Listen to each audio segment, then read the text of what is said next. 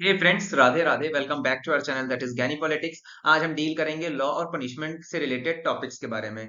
तो first of all हम अब डिस्कस करने जा रहे हैं पनिशमेंट। तो पनिशमेंट होता क्या है? अगर हम डिफिनीशन वाइज समझें, एक immediate consequences that follow a criminal act. अगर कोई भी व्यक्ति कोई क्रिमिनल एक्ट करने के बाद जो उसको इमीडिएट उसका प्रभाव मिलता है उसे हम पनिशमेंट कहते हैं। पनिशमेंट बेसिकली कई प्रकार से हो सकता है, लेकिन suffering from loss, suffering from penalty, suffering from pain, ठीक है, टुवर्ड्स द इन्फ्लेक्टेड और द ऑफेंडर पर्सन। तो बेसिकली पनिशमेंट को चार थ्योरीज में बांटा गया है। पहली हमारी आती है डिटरेंट थ्योरी, देन हमारी आती है रिट्रीब्यूटिव थ्योरी, देन प्रिवेंटिव थ्योरी और रिफॉर्मेटिव थ्योरी। अगर दोस्तों इन चारों थ्योरी में आपसे कोई पूछे सबसे पुरानी थ्योरी कौन सी है, तो बेसिकली हमारी रिट्रीब्यूटिव थ्योरी एंशिएंट थ्योरीज है। अब चलिए शुरू करते हैं इन थ्योरीज का।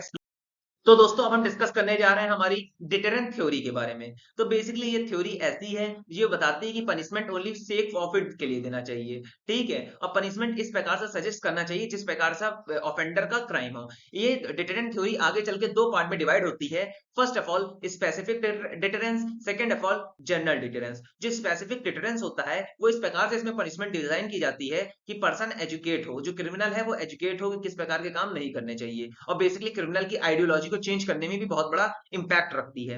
नेक्स्ट हमारी आती है रिट्रीब्यूटिव थ्योरी। ये सबसे ज्यादा एंशिएंट थ्योरी है for the justification of punishment, ठीक है। ये थ्योरी कहती है कि जिस प्रकार से जिस व्यक्ति ने जिस प्रकार का पनिशमेंट किया है उस प्रकार से उसको सजा देनी चाहिए, ठीक है। इसने कुछ और ये भी कहती है कि अगर कोई पर्सन कोई लॉ नहीं ब्रेक किया है तो उसको कोई भी इम्प्रिजमेंट या सजा नहीं देनी चाहिए। इसने कुछ कंडीशन भी दी है।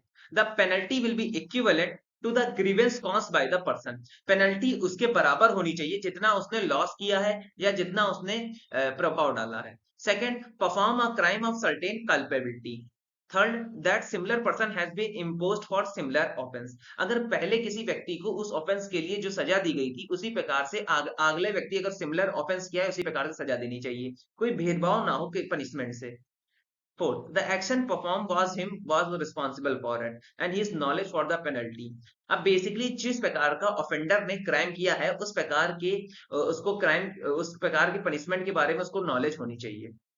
नेक्स्ट हमारी आती है प्रिवेंटिव थ्योरी, ठीक है। This theory was used to restrict an offender it repeats the criminal act is culpable for death. ये थ्योरी कहती है कि अगर किसी भी क्रिमिनल ऑफेंडर ने उस क्राइम को अगेन रिपीट किया तो उसको डेथ दे देनी चाहिए। और ये इंपॉर्टेंस और डेथ इसलिए देनी चाहिए सोसाइटी की सेफ्टी के लिए फ्रॉम द क्रिमिनल्स। और इस प्रकार की पनिशमेंट बेसिकली सॉलिडेटरी होती है, मतलब सोलो एक ही व्यक्ति को दी जाती है और डिफेंस वे में दी जाती है। डिफेंस वे बेसिकली सोसाइटी को उस क्रिमिनल से बचाने के लिए। नेक्स्ट आती है हमारी रिफॉर्मेटिव थ्योरी। बेसिकली बेसिकली जो हमने पहले तो थ्योरी पढ़ी दैट इज डिटरेंस एंड रिट्रीब्यूटिव, ये हमारी पॉजिटिव थ्योरी थी, है ना। अब हम जो रिफॉर्मेटिव थ्योरी पढ़ रहे हैं ये बेसिकली हमारी पॉजिटिव थ्योरी है। According to this theory object of punishment reform the offender. Basically इसमें जो पनिशमेंट का मेन मोटिव होता है कि ऑफेंडर को रिफॉर्म करना, उसको उसके मन की आइडियोलॉजी में रिफॉर्मेंट चेंजमेंट लाना। नेक्स्ट हमारा आता है what are the sources of law. तो बेसिकली पहली चीज आप जानिए सोर्सेस ऑफ लॉ कुछ नहीं है, लॉ कहां से ऑरिजिनेट हुआ ये है the binding rules government human conduct. तो बेसिकली लॉ क्या है? बाइंडिंग रूल्स दैट गवर्नमेंट बनाती है फॉर ह्यूमंस के कंडक्टनेस के लिए, ठीक है। और ये लॉस बेसिकली कई प्रकार के होते हैं, इंटरनेशनल लेवल पे भी एग्जिस्ट करते हैं, नेशनल लेवल पे भी एग्जिस्ट करते हैं, ठीक है। Sources of law refers to the sovereign और the state from which law derives its force and validity. Sources of law basically refers करते हैं सर्विनिटी को और स्टेट जिससे वो फोर्सफुली और वैलिडिटी करती है। In civil law one has only look at the appropriate code but in common law needs the legislation। तो बेसिकली अगर सिविल लॉ में देखा जाए तो उनको पेनल कोड का प्रोसीजर फॉलो करना है, लेकिन अगर हम कॉमन लॉ सिस्टम में बात करें तो उनको प्राइमरी और सेकेंडरी के बेसिस में डिसाइड करना होता है। और इसी के साथ साथ वो केसेस को जजमेंट देते हैं ऑन द जुडिशियल के एग्जाम्पल्स में, ठीक है। There are the many factors that law has contributed. अब बेसिकली बहुत सारे ऐसे फैक्टर हैं जो लॉ कंट्रीब्यूट करते हैं for the development of law.